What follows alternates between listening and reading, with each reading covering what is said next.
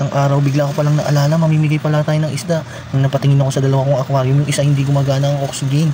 Pero habang tinitignan ko ito, ang dami na palang lumot nila.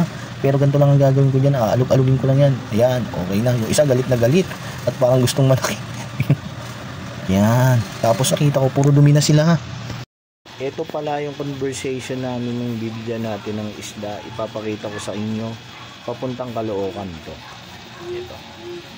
Ito pala yung maswerteng bibigyan natin ng gapi. Kala niya 2 string lang yung ibibigay natin, pero hindi niya alam gagawin natin pong 4 string. Mamimigay pala ulit tayo ng isda. Dwarf Blue Panda at Silverado, pero dadagdagan pa natin kung anong strain ang pwede pa nating idagdag para ibigay sa kanya.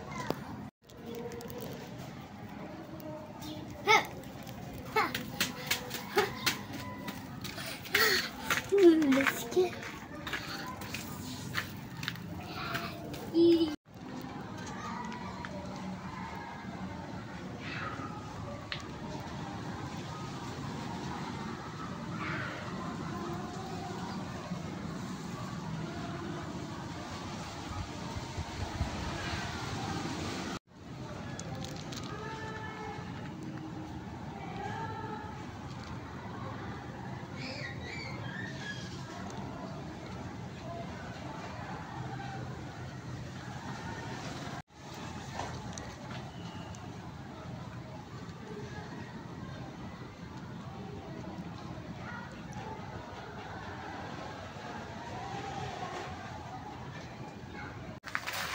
Eto, mag-aantay na lang tayo ng rider.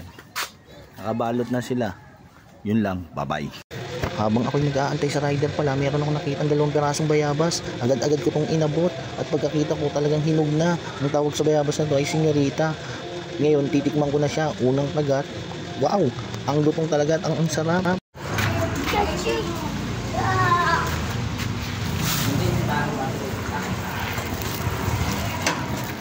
Ito lang, sir. Pwede yan sa unahan.